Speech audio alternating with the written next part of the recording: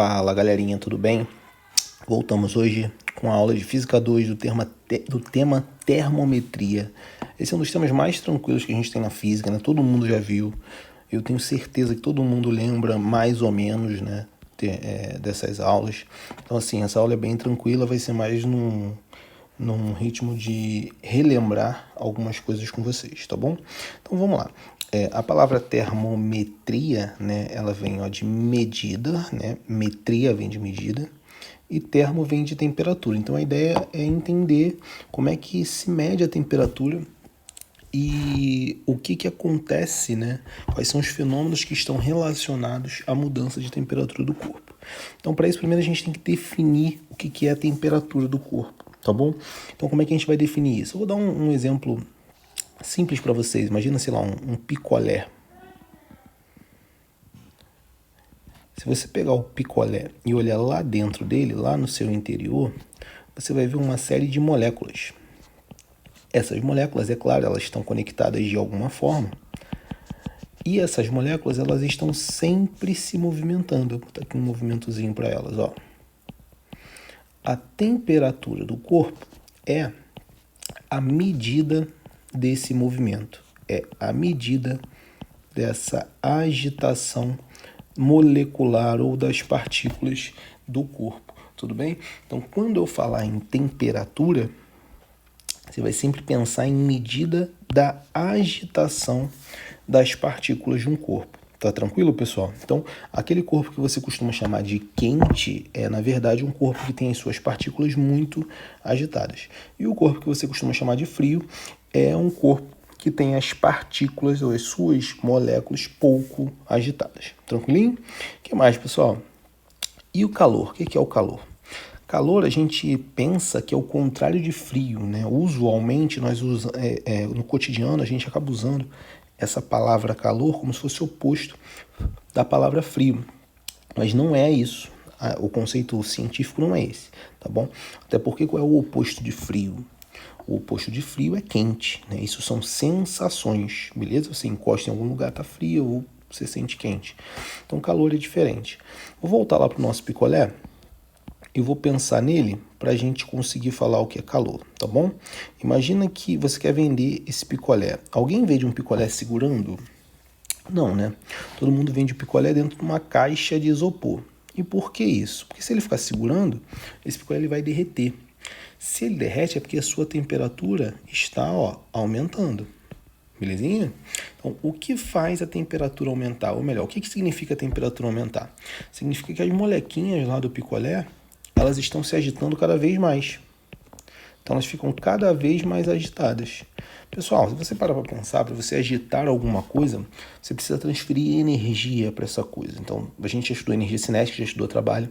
Então, se eu quiser movimentar uma caixa, eu preciso transferir uma energia para essa caixa. E é a mesma coisa aqui. Quando um picolé derrete, ou quando a temperatura desse picolé aumenta, é porque esse picolé recebeu uma energia. E essa energia que chega para agitar as moléculas, a gente vai chamar de calor. Tudo bem? Então, para a gente, o que é o calor?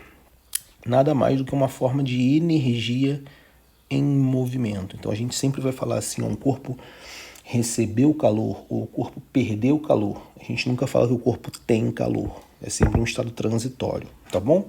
O curioso é, o picolé recebe calor do ambiente e derrete.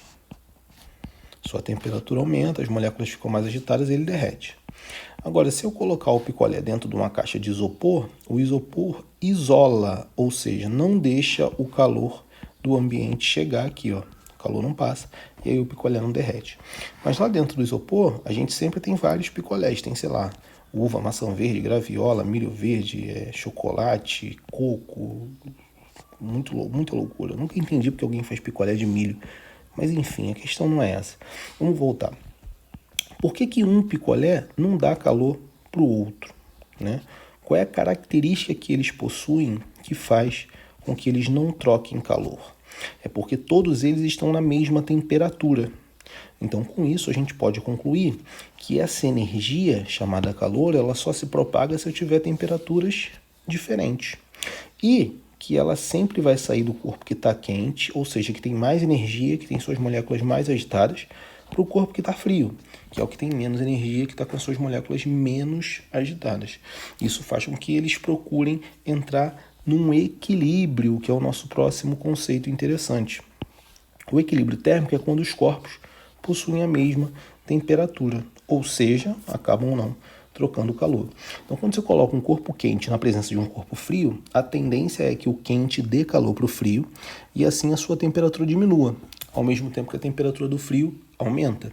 Em algum momento, eles vão atingir ali a mesma temperatura.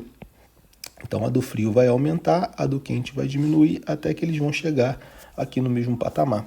Esse patamar é o que a gente chama de equilíbrio térmico. Nesse instante, eles param de trocar calor. Tudo bem? Então, galera, esses 3 conceitos são fundamentais para que a gente consiga entender todo o resto, né, de termologia, que é essa parte da física que a gente está entrando agora, tá bom? Mas a aula de hoje é baseada na medida, né, da temperatura. Então, vamos pensar qual é o instrumento que mede a temperatura. Isso aí é o termômetro. Vou desenhar um termômetro aqui. Termômetro é tipo assim, né? Vocês nunca viram um termômetro tão bem desenhado. Então, olha só. Tá difícil de desenhar um termômetro. Então, o termômetro ele vai possuir um líquidozinho lá dentro, prateado, que aqui vai ser desenhado de cinza. Tudo bem? E ele possui umas divisóriazinhas assim, ó, com alguns números. Essas divisórias com os números é o que a gente chama de escala. E essa parte do líquido é o mercúrio. Então vamos tentar entender aí como é que esse termômetro funciona. Esse é o termômetro mais clássico, né?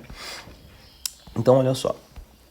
O mercúrio é um material que ele também é formado por moléculas. Então quando ele esquenta, as molequinhas desse mercúrio, vou trazer para cá, ó, elas vão se agitar mais, cada vez mais, já que o mercúrio está esquentando. Então, quando a temperatura aumenta, as moléculas desse mercúrio vão ficando mais agitadas também. Quando as coisas ficam mais agitadas, galera, elas acabam ocupando um espaço maior. Então, o que acontece é que esse mercúrio aumenta de tamanho, tudo bem? E é a escala termométrica que vai permitir que você quantifique, né, dê um número para esse aumento, diga que foi maior ou que foi menor a um aumento anterior, tá bom? Então, nesse termômetro, o mercúrio é a chamada substância termométrica. O que seria uma substância termométrica? Seria aquela substância que muda de característica quando a temperatura muda. Então, vou dar um exemplo aqui que eu acho que está bem comum na atualidade. Se você pegar hoje em dia, a galera usa muito aquele termômetro óptico, né? Que é tipo uma pistolinha que ele coloca na testa assim e diz a temperatura. Aquele termômetro ele usa uma outra substância termométrica, que é a luz que seu corpo emite.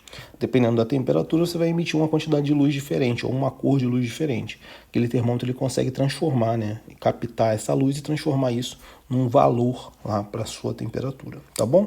Mas o nosso foco são as escalas. Então existem 3 escalas que eu tenho certeza, 3 escalas mais conhecidas, né? Tenho certeza que todo mundo conhece. Então vou colocá-las aqui. Então elas são a escala Kelvin, Celsius e Fahrenheit. Fahrenheit é sempre muito difícil de escrever. E a Kelvin. O que acontece é o seguinte, eu vou me basear na escala Celsius para comentar, depois eu levo as outras para Fahrenheit, tá bom? O cara que teve a ideia de criar um termômetro foi um médico que percebeu que a temperatura dos pacientes mudava quando eles ficavam doentes. Então ele queria prever, né, tentar entender ou medir o quanto antes essa mudança de temperatura, tá bom? Só que para inventar as escalas já foi um processo um pouco mais complicado. Um cara chamado Celsius, né, teve a ideia de inventar a escala da seguinte forma. Ele pegou um pote de gelo,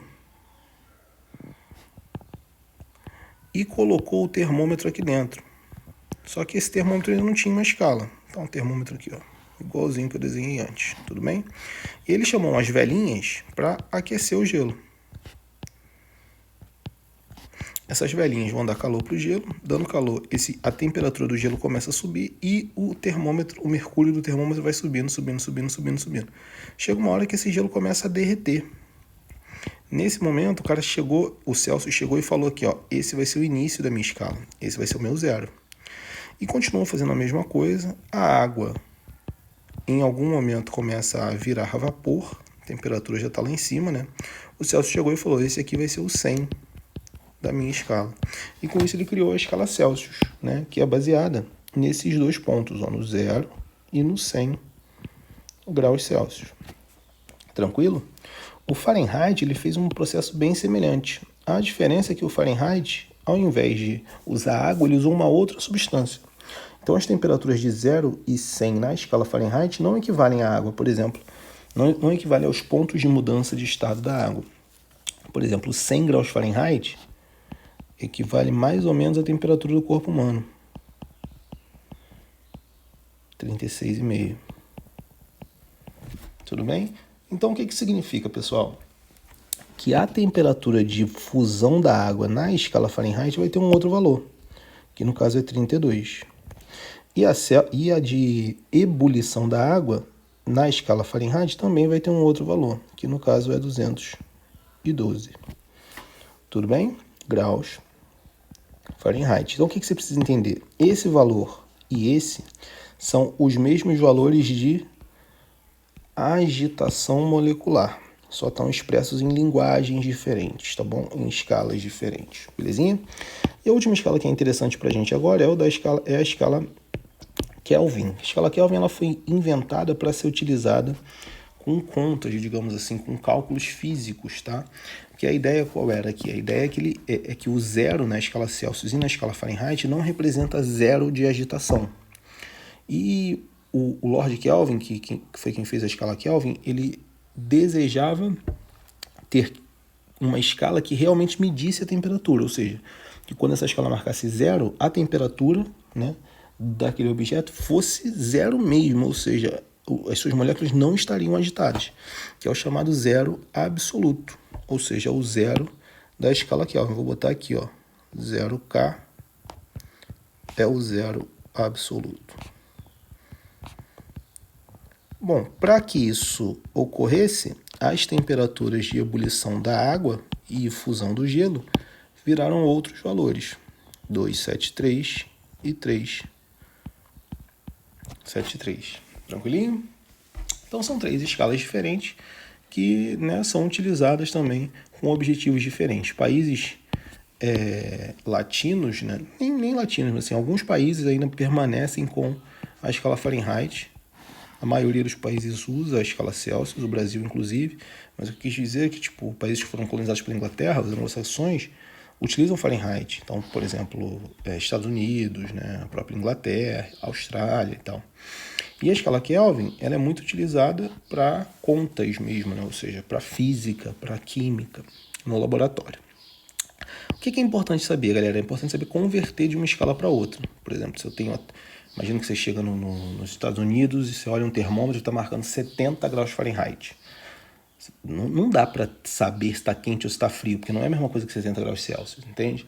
Então, a gente precisa converter de uma escala para outra. Então, é isso que a gente vai fazer. Eu vou botar aqui, ó, um valor na escala Celsius, que eu vou chamar de C de Celsius. Ele vai ter um correspondente na Fahrenheit e um correspondente na Kelvin. Não está no meio, tá, galera? Não é 50 necessariamente. E o que eu vou fazer é um negócio chamado razão e proporção. Vou fazer assim, ó.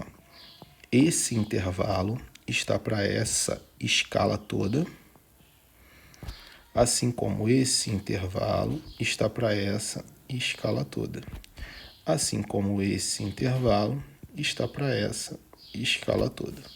Tudo bem? Então vamos devagar. Primeiro intervalo é esse aqui, ó.